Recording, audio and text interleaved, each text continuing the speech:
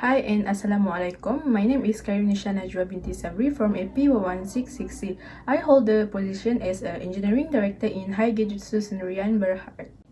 So, before we begin, I would like to give a little start briefly with an introduction. So, basically, Gijutsu Sendirian Berhad is a construction company which is based in Malaysia with the registration number of 33C87-P. It was established on October 20th in 2014. This company was registered and received a Class C license that was listed under Unit Pendaftaran Contractor as known as UPK and G7 Contractor under the Construction Industry Development Malaysia as known as CIDB. Next, our company is also registered with the company secretary which is Lai Tian Kok from Visva Consultancy Secretarial Service. Besides that, we are also registered with SSM, LHDN, CIDB, SPKK, BPKU, UPK, and KKM.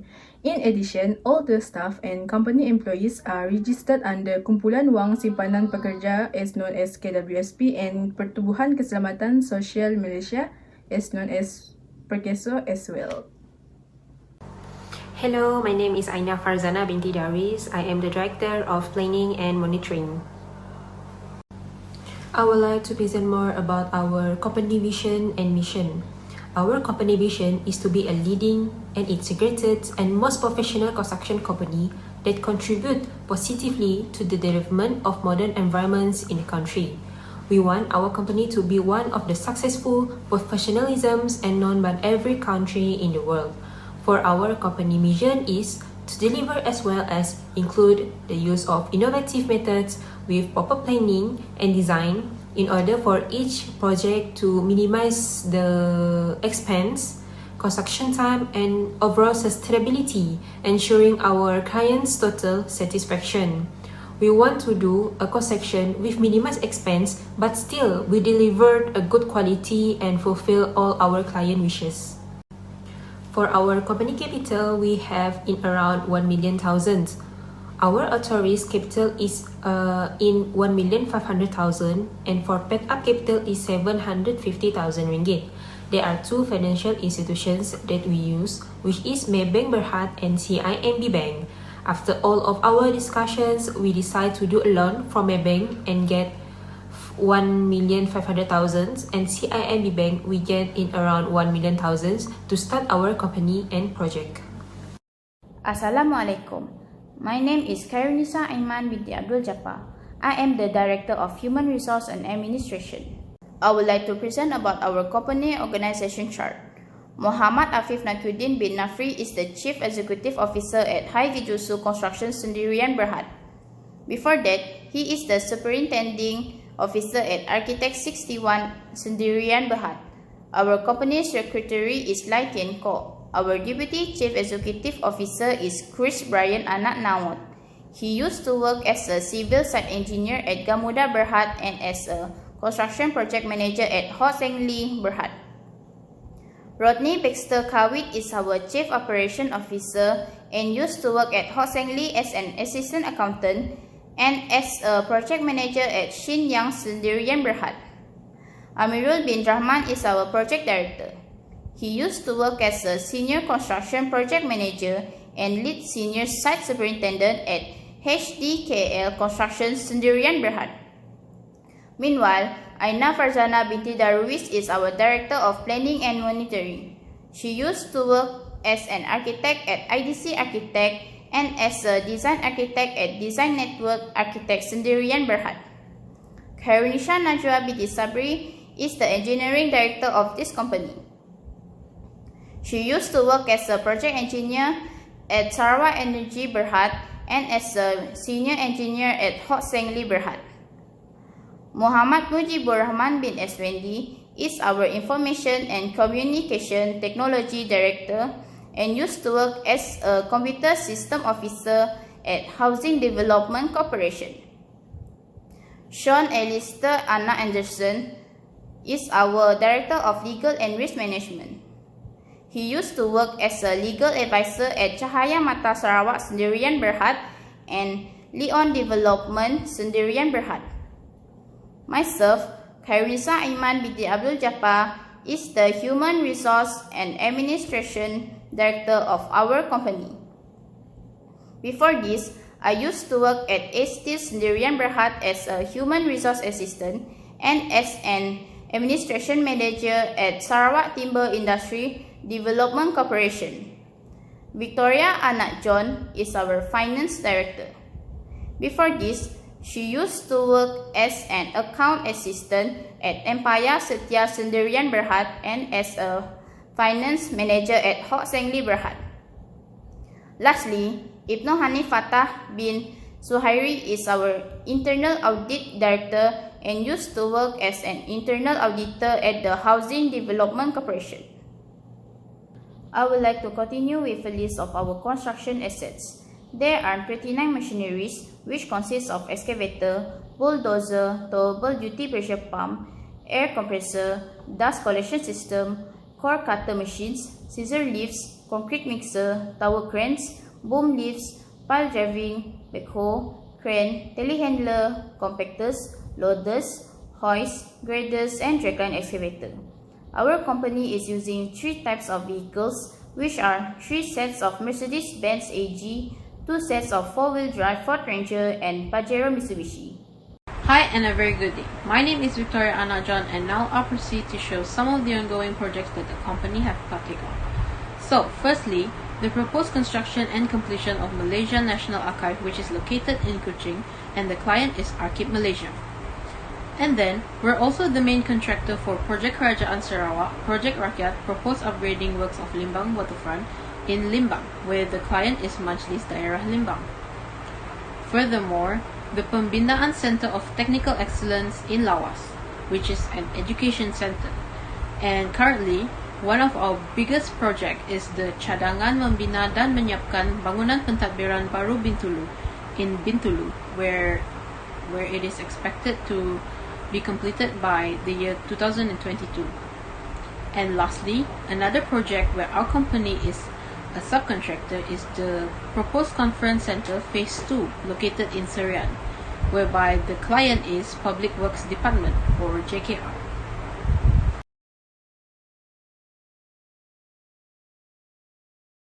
In this slide, I'll further go into the brief details of the tender for the project titled Cadangan Pembinaan Sebuah Pusat Komuniti 2 tingkat yang terdiri daripada Dewan, Pusat Aktiviti Remaja, Pusat Jagaan Orang Tua, Klinik dan Tadika serta 1 unit laman kenangan, 1 unit rumah sampah, 1 unit pondok pengawal dan taman permainan di projek perumahan rakyat Muhibah di atas lot 38561 Batu Tujuh Jalan Puchong, Mukim Petaling 58200 Kuala Lumpur untuk Tertuan Dewan Bandaraya Kuala Lumpur.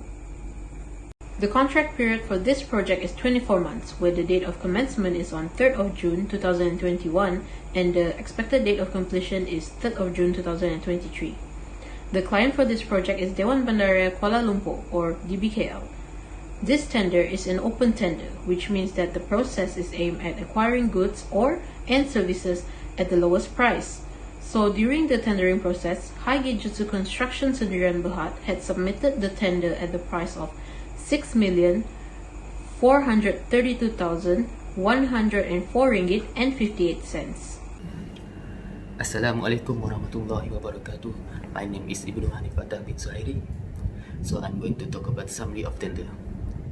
So the total price of the tender is 6,432,104 and 58 cents.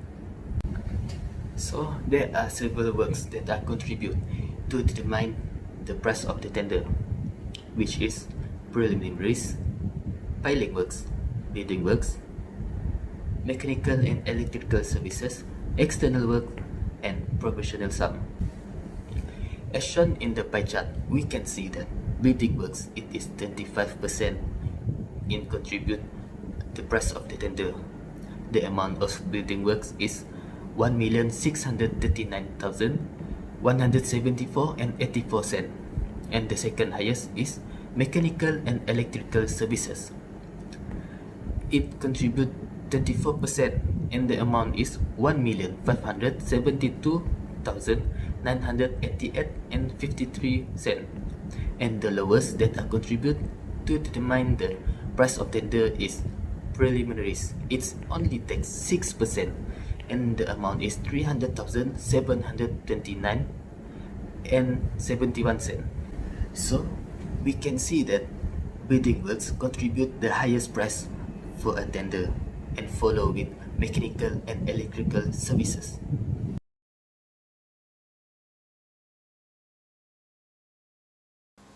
Hello, my name is Sean Elista Anna Anderson.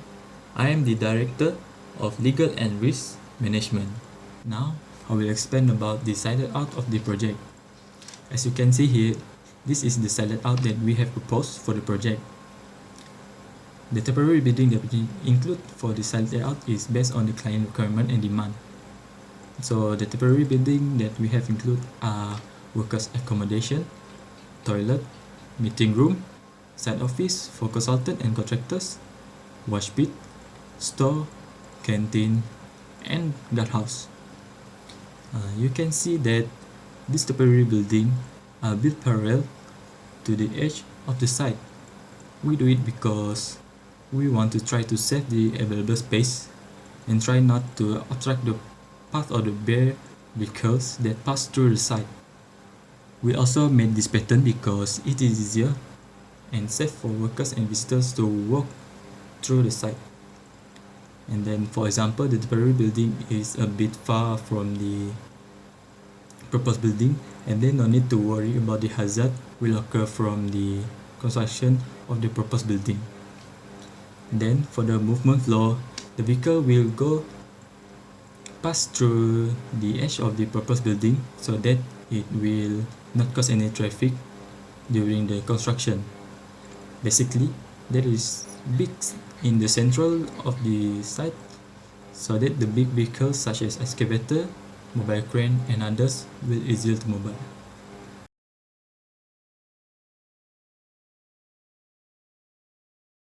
Is material schedule.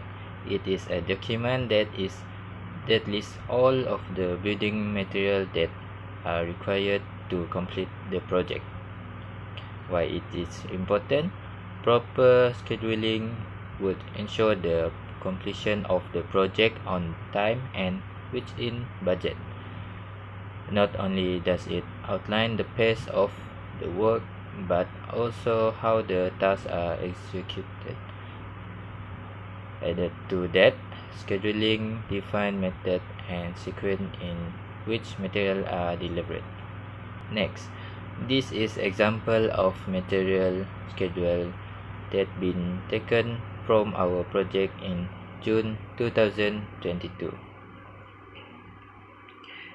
As you can see, every single tick or mark show that material has been used for the whole day in June. Hi, so my name is Ronnie Bestakowicz, the Chief Operation Officer for Gijutsu Construction Sendirian Berhad.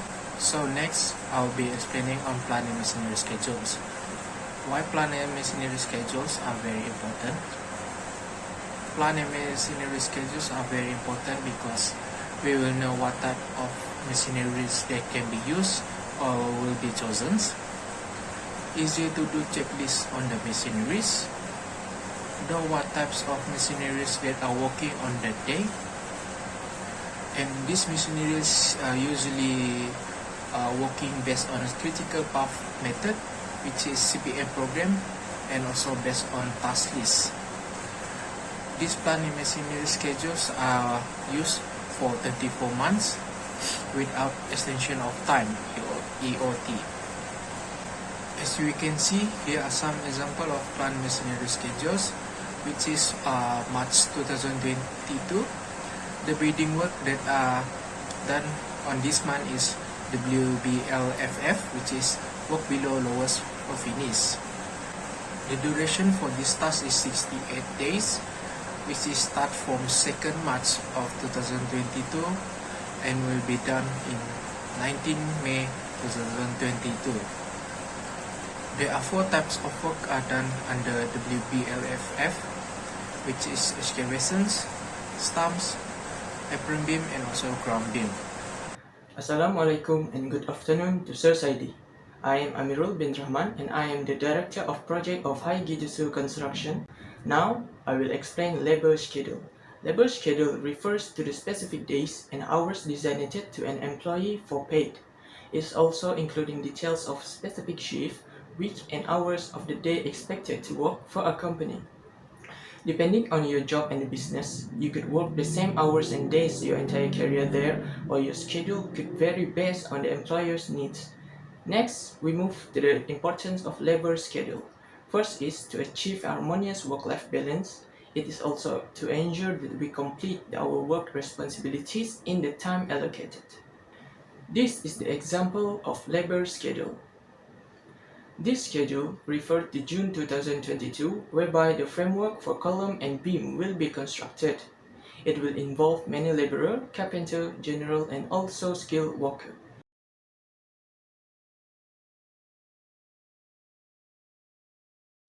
Next, we move to safety and health activity report. There are some activities that are conducted, such as fogging, whereby it is not necessary but needed to prevent workers from getting dengue plague. The other activities are construction netting, which also known as safety net. It is installed around the building to protect people from injury after falling from heights.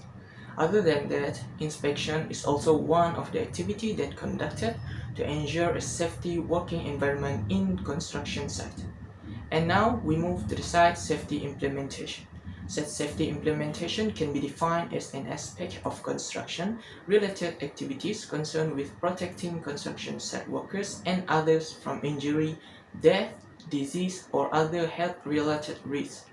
It is important that it reduces work-related accidents. It is also decrease the time and money lost after accidents. And lastly, to build culture of safety on construction site. This is the example of design of site safety implementation at construction site.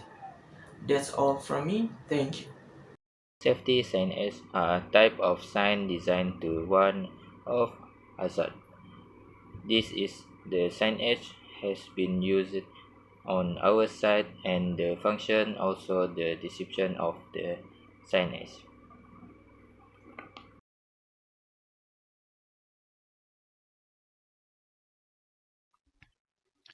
Hello, my name is Chris Brian. I am the Vice Chief Executive Officer for High Gijutsu Construction. Today, I will be presenting about the Master Work Program for our project. A Master Work Program is a method used to sequence out works and to estimate the time taken for each of these works to be done.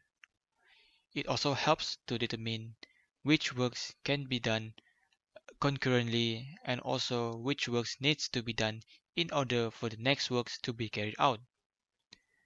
It acts as a baseline for all the parties involved in the project so that the works can be done according to the scheduled plan and can be run smoothly.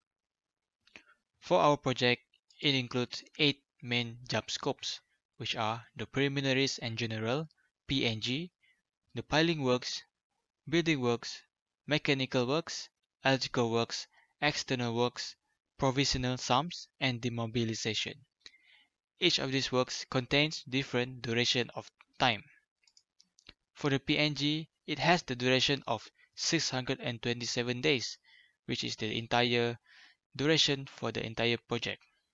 Next, the piling works, 138 days. Building works, which is the main components for the project, 238 days. Mechanical works, 49 days. Electrical works, 6 days. External works, 31 days. Provisional sums, 63 days. And demobilization, 10 days. These master work programs will also be updated monthly so that we can detect if there is any delays in the project.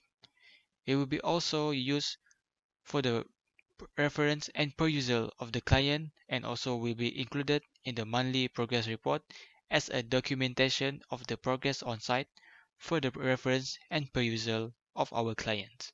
Thank you. Cash flow is refers to how money flows into and out of company in relation to a specific existing or potential project. The revenue and costs for such a project are included in the project cash flow. Regarding this project, it is an important of financial planning for our company current projects. Our company analyzed the cash inflows and outflows on this project in order to calculate the relevant cash flow of project. This will help in identifying the financial costs involved in a project. In terms of finance, the project cash flow was developed to assign the proper amount of money for each activity done in each section of a project to ensure that the project did not run over budget. Labor, material and plant and machinery schedules were also produced for the 24-month contract period to enable for better resource allocation and organization. As a result, it is also simpler to keep track of the amount of labor, materials, plants and machinery used during the project. So here are the example of cash flow. We can see that actual and proposed cash flow is different. The actual cash flow, it is more less than the proposed cash flow. Assalamualaikum warahmatullahi wabarakatuh, and hi. My name is Mawafin Akidin bin Nafri. I'm the Chief Executive Officer of Gijutsu Construction Sendirian Berhad. S-curves. S-curves are commonly used to measure progress, evaluate performance, and make cash flow forecast. The S-curve is assisting in monitoring the success of this project by comparing real-time cumulative data of project management elements such as costs with project data. The percentage of alignment between the two graphs reveal our project's progress, which is financial S-curve and physical S-curve. To create a construction expenditure forecast using an S-curve, only three variables are required, which is construction price, start date, and duration. The project's contract period is 24 months. This project began on June 3rd, 2021 and is currently scheduled to be completed on June 3, 2023. The project's total contract sum is 6,432,104.58 Ringgit Malaysia, and the effect liability period is 24 months. As for financial S-curve, the first graph compares cash flow to percentage of time completed in real time. The financial S-curve with the green line representing scheduled financial progress and the red line representing actual financial progress. Thus, the intended cost for the month of June 2022 is 2,554,070 ringgit and 89 cents of Malaysia, but the actual cost paid is 2,299 and 812.55 cents Malaysia, which does not exceed the planned cost. Alright, followed by physical S-curve figure shows the percentage of work completed to the percentage of time completed in real time. The physical S-curve is illustrated as of June 2022. The green line represents the planned physical progress, whereas the red line represents the actual progress as a result. The scheduled percentage is 39.58%, while the actual physical progress is 36.17%. As a result, this project is currently negative 3.41% behind schedule. So next I'll be explaining on progress photograph. The example that I can use for this progress photograph is in June 2022, which is for completing work beam and also column. For concrete setting time, usually it can be taken around 45 to 60 minutes, and for pouring method, our manpower usually use trimmy pipe and also bucket, so it will be connected so that the pouring work can be done easier. The concrete need to be compact, so usually our manpower we use poker vibrator for compacting work.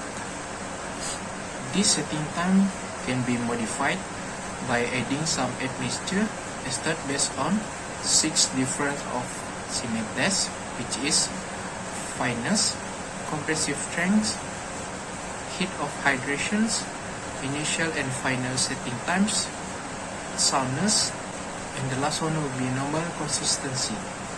So, for the next progress photograph, I'll be explaining on curing process. It is also done in June 2022.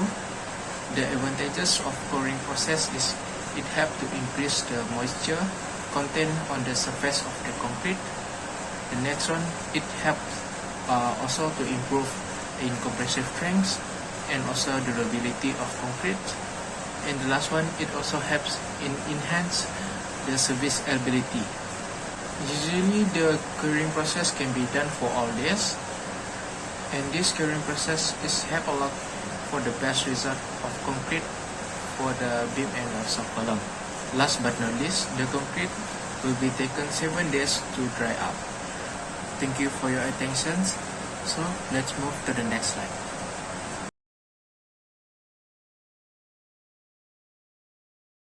Hello, it's me again, and now I will explain about the extension of time.